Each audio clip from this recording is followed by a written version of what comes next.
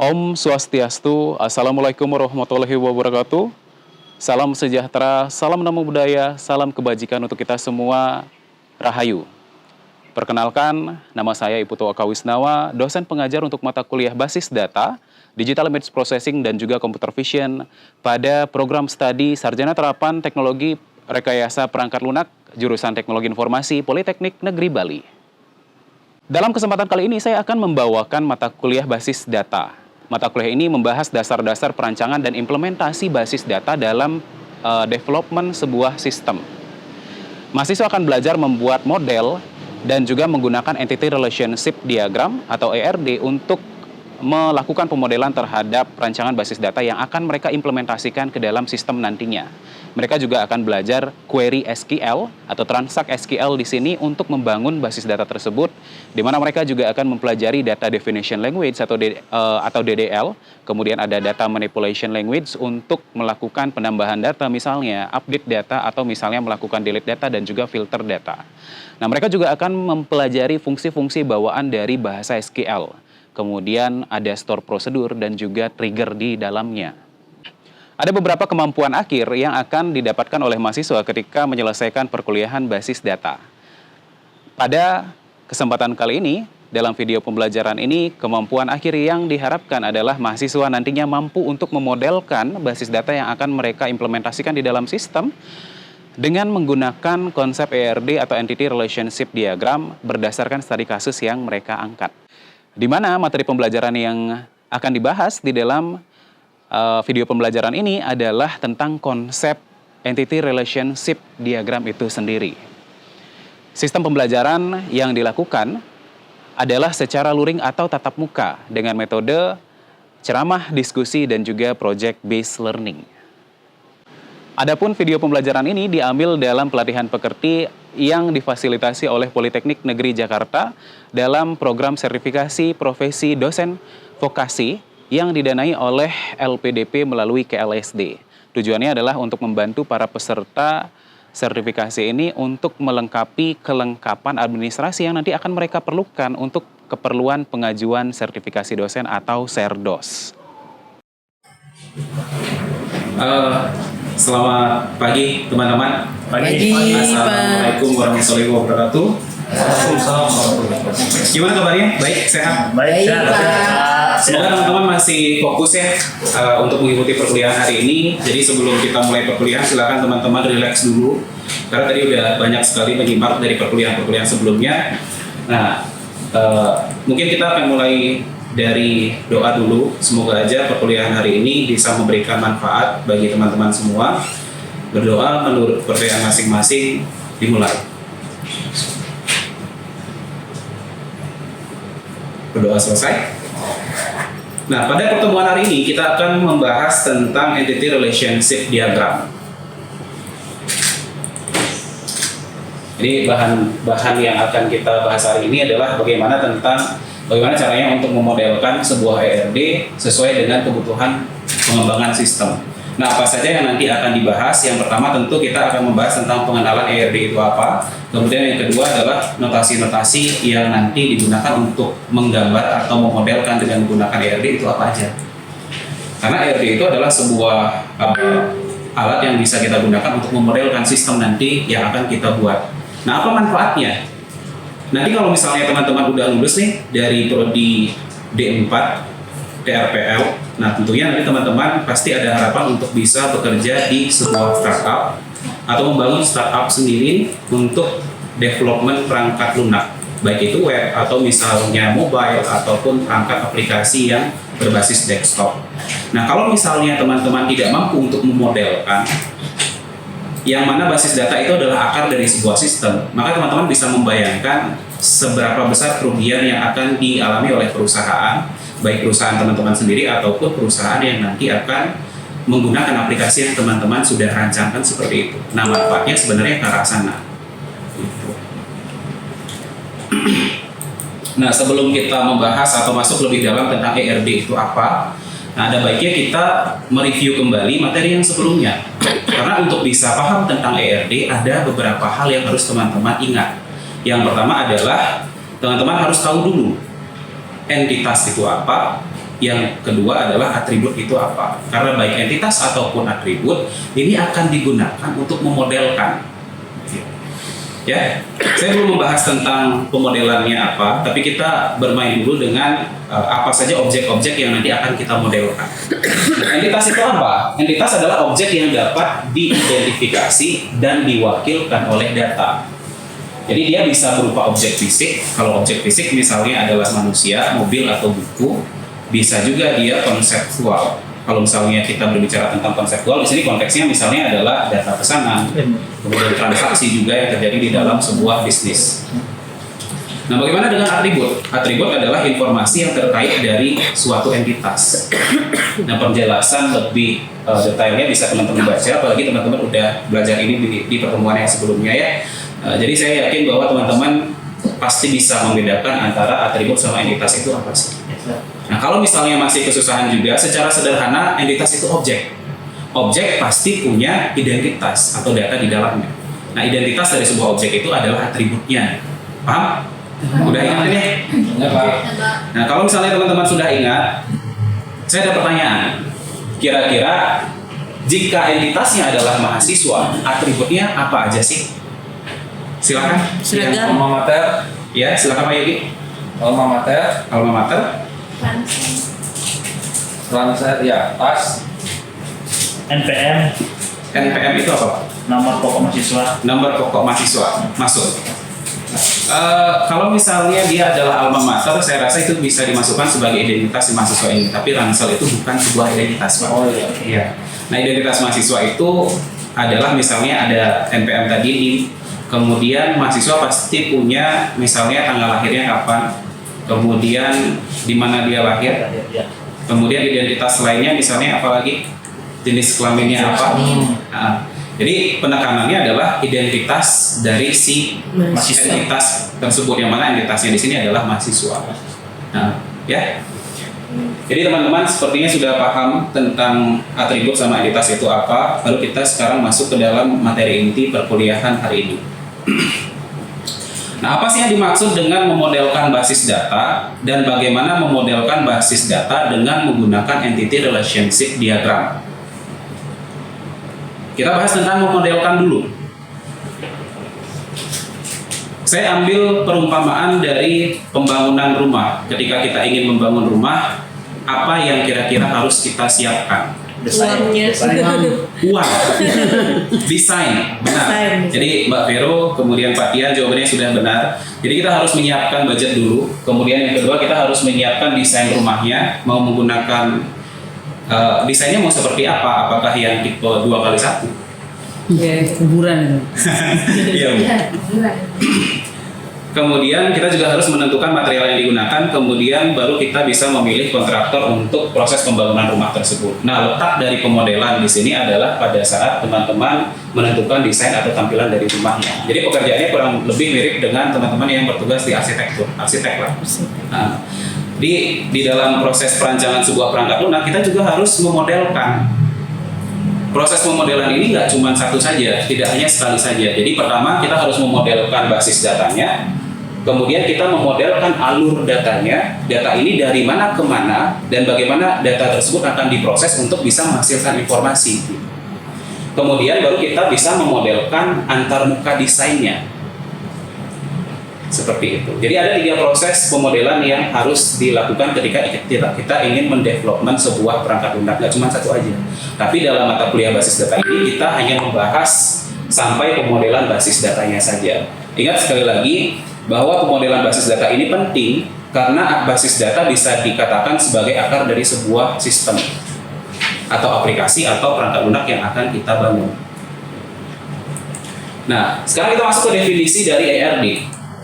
ERD ini atau Entity Relationship Diagram bisa juga disebut sebagai diagram ER, nama lainnya ya. Jadi nanti kalau misalnya teman-teman membaca sebuah sumber yang ternyata istilahnya agak sedikit berbeda, setelah teman-teman tahu bahwa dia punya nama lain yang berbeda juga, nah sebenarnya teman-teman bisa mengidentifikasi bahwa ini bentuknya sama loh. Jadi ERD ini memvisualisasikan atau menggambarkan hubungan antara entitas yang sudah teman-teman pahami tadi dengan entitas lainnya di dalam sebuah basis data. Berarti sebuah basis data ada lebih dari satu entitas di dalamnya, kan gitu logikanya ya.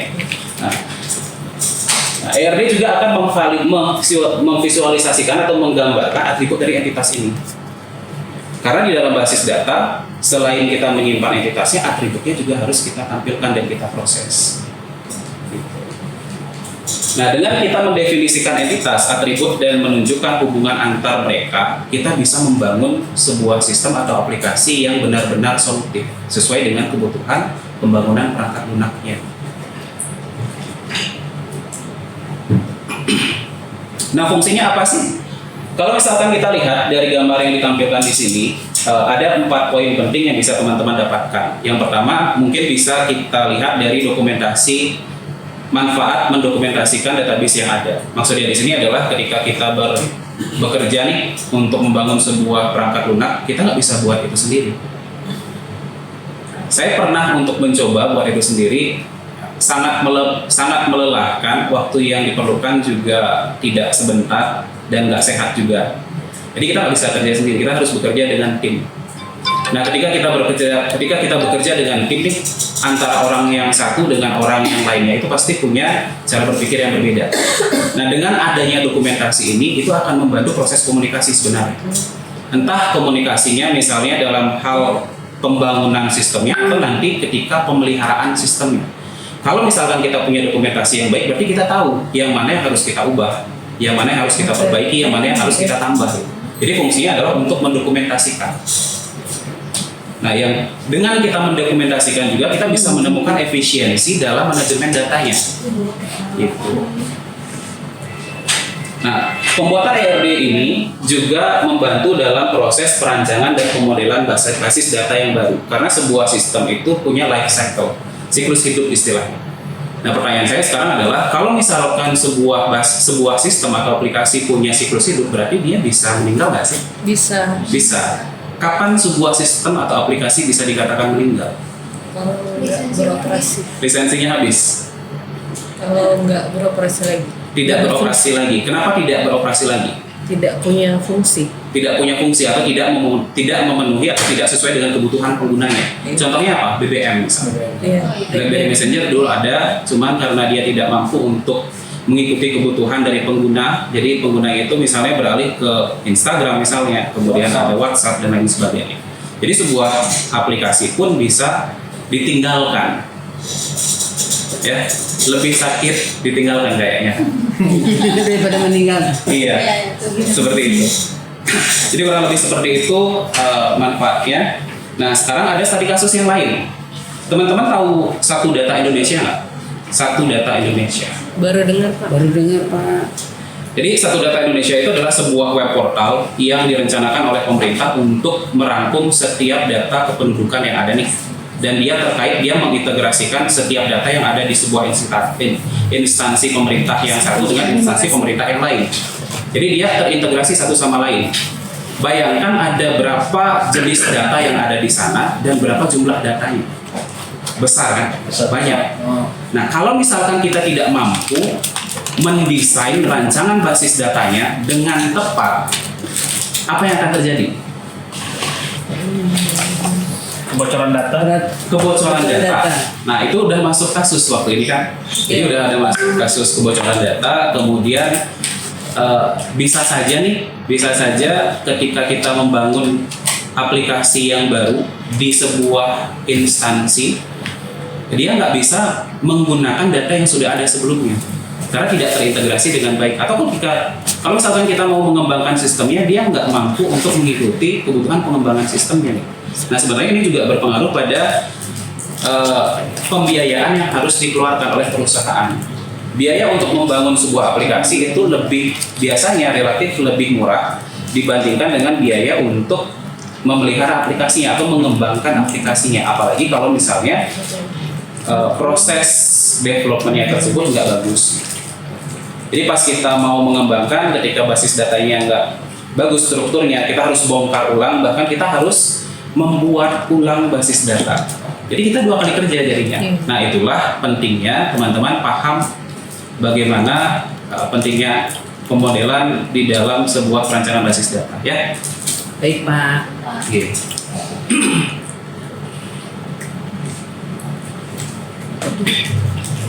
Ini gambarnya agak ini, agak semoga nggak memusingkan teman-teman untuk memahami ERD itu seperti apa. Nah ini adalah model ERD, tetapi dia adalah model chain. Sebenarnya model ERD itu ada lebih dari satu.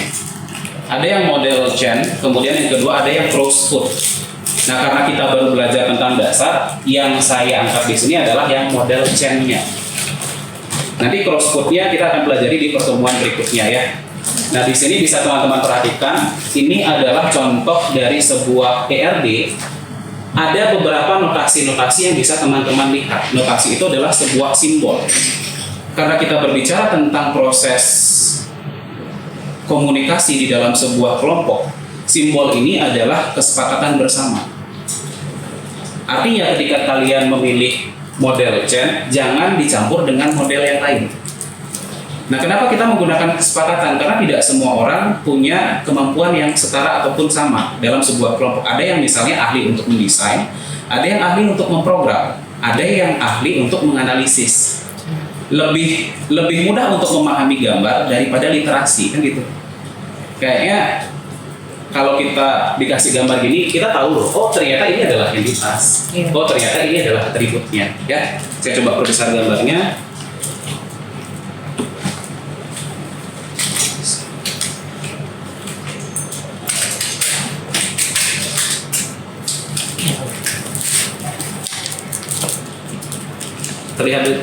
Terlihat jelas dari belakang nggak? Lihat. Kelihatan? Baca. Yakin? Yakin. Oke, kalau misalnya terlihat dengan jelas dari belakang, saya ada pertanyaan bagi teman-teman nih.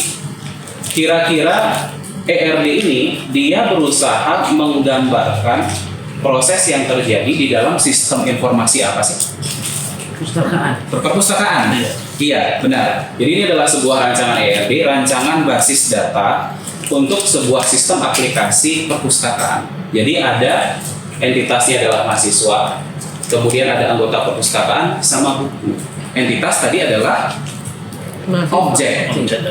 objek yang terlibat di dalam sebuah bisnis proses perusahaan yang kemudian ditransformasikan ke dalam bentuk tabel-tabel di dalam sebuah basis data. Atributnya apa? Oh, mahasiswa tadi ada NIM, seperti yang disebutkan oleh Pak Ian tadi. Kemudian ada jurusannya, dia dari jurusan apa sih? Alamatnya di mana? Namanya siapa? Nama itu sendiri pun kadang bisa dipisah menjadi beberapa bagian. Ada nama tengah, nama depan, dan nama belakang, tergantung sistemnya mau diimplementasikan di mana. Kalau di Indonesia, untuk beberapa daerah yang menggunakan marga, jadi sebaiknya ada nama depan sama nama belakang yang memisahkan antara nama aslinya dan juga marga. Silakan, ada pertanyaan? Oke. Enggak. Pak, itu yang mendaftar itu berarti entitas juga ya Pak ya? Iya, benar. Yang mendaftar ini adalah prosesnya. Apa yang dilakukan? Nah, apa yang bisa dilakukan oleh entitas tersebut? Ini adalah simbol-simbolnya. Jadi dari entitas yang sudah dari ERD yang sudah teman-teman tadi analisis. Nah, ini adalah entitas-entitas yang digunakan di dalam pembangunan ERD tersebut. Nah, kenapa ERD penting dalam pembuatan perangkat lunak sudah kita bahas juga tadi. Apa yang akan terjadi kalau misalnya teman-teman tidak membuat ERD-nya dengan baik. Nah, kemudian kita masuk ke kesimpulan. Jadi kesimpulan dari pembahasan hari ini adalah Entity Relationship Diagram. Ini adalah sebuah diagram yang bisa membantu dalam memodelkan rancangan basis data dari sebuah sistem yang akan dibangun. Langkah awalnya adalah kita harus mengidentifikasi atau menentukan dulu seluruh entitas yang terlibat. Kemudian kita juga harus mendata atributnya seperti apa. Baru kemudian kita bisa gambarkan berdasarkan analisis yang sudah kita lakukan, tentunya dengan mengikuti kaidah-kaidah dari atau aturan-aturan dasar dari ERD yang akan kita bangun, entitas-entitasnya tersebut, dan juga simbol-simbol atau notasi-notasi yang akan digunakan di sana.